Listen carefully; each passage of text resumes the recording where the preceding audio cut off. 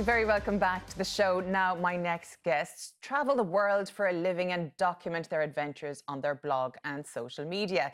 Yes, they are travel bloggers, but with a big difference.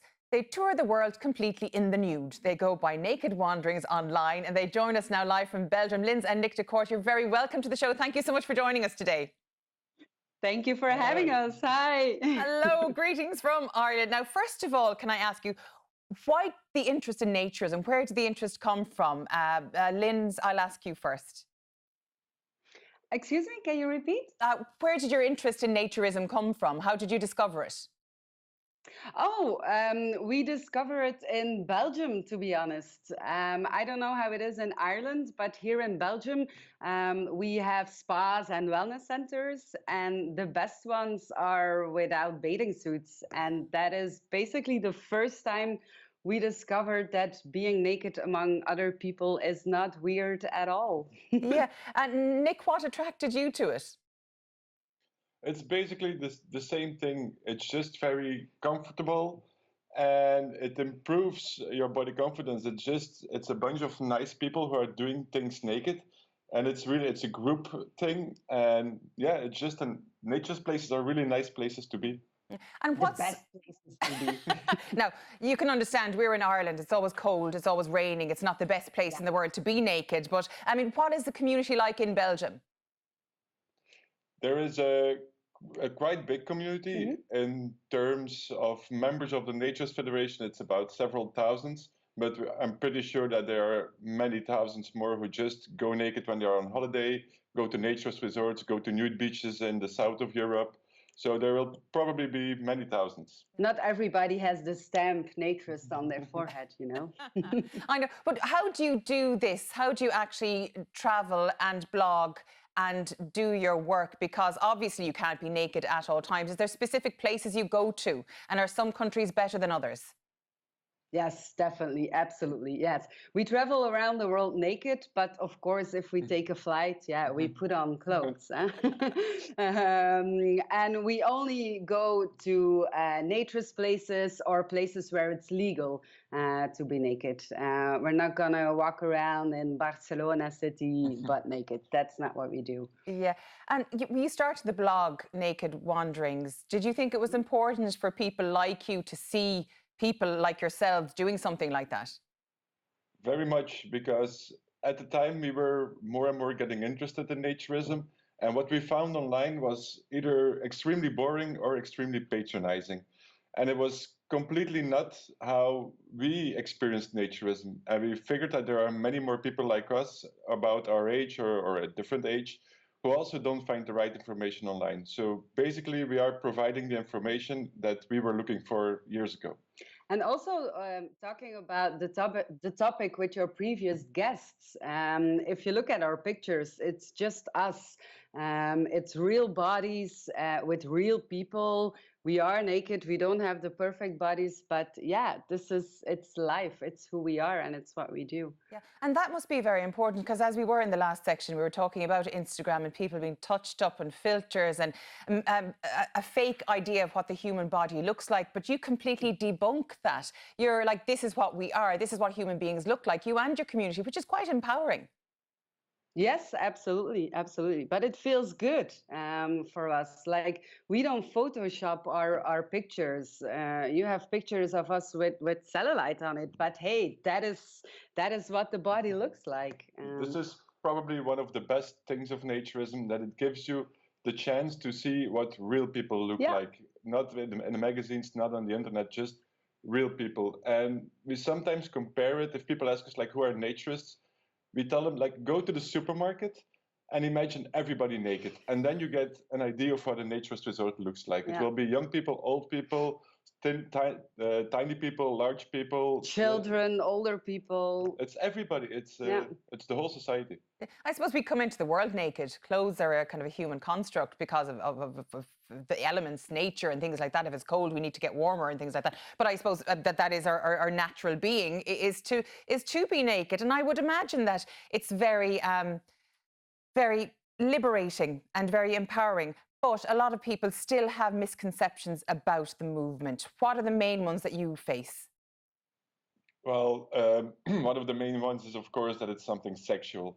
And it's completely understandable because in our society, we have been taught that nudity is completely linked with sex.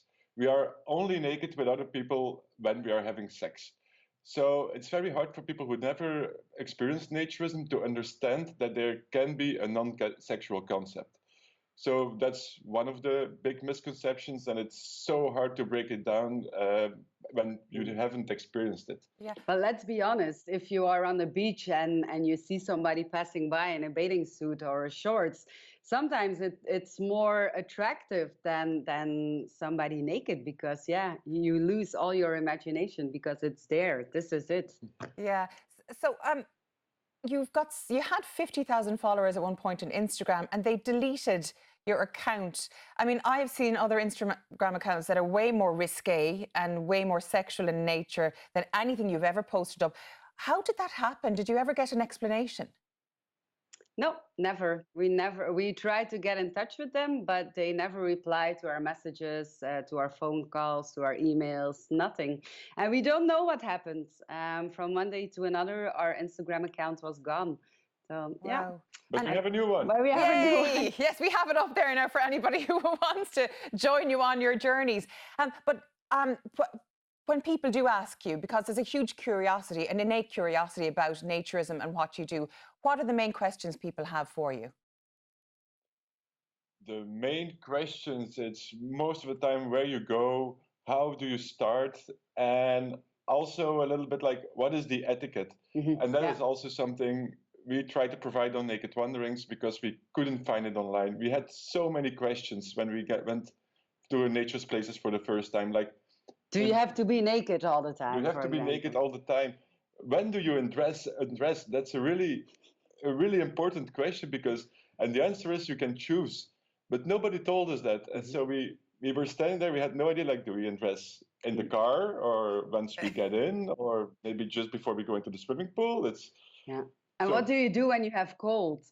Just to give an answer to that question, we put on clothes.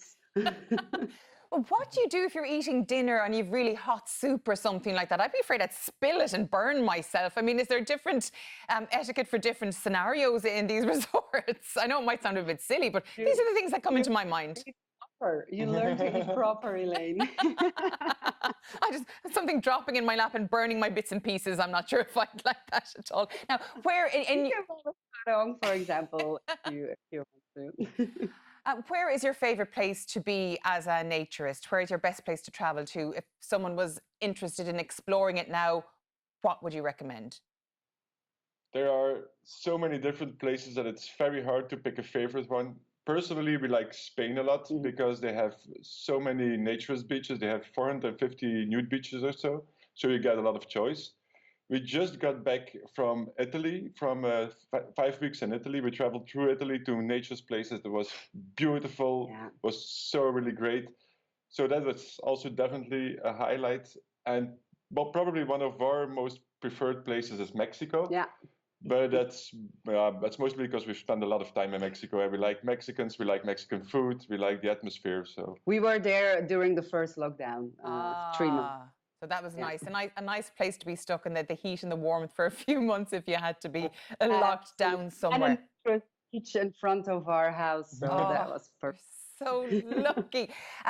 What do your families think and your friends think? Have any of them joined you in your naturist journey, or are they looking at you going, yeah, that's them.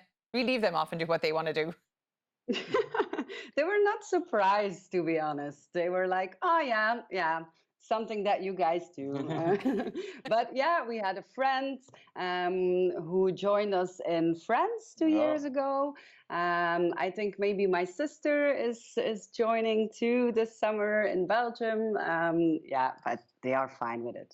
And what yeah, about, we were yeah, what about sorry, we were surprised about the positive comments that we had because we thought that at least some part of our friends or family will have negative reactions, but actually none of them. It was really interesting. Some even said, oh, yeah, we go to nature's locations too. And oh, wow. yeah. That's fantastic. What about the scene here in Ireland? Is there a big community here? Do you know? There is quite a big community. We are in contact with the National Naturist Federation of Ireland. We know that there's quite a big community. We were invited to join their GNA 2 years ago, but then COVID hit, so we never really made it. But we know that there's a community. We know that there are a number of unofficial nude beaches and at least one official one. And that they have events. They go to spa centers, they rent hotels and stuff like that. So it So, is. and it's It is here. That's excellent. I have to say, it's been quite the education talking to you. Thank you so much, Nick and Linz, for joining me on the show today. Thank you for having us. Thank you for having us.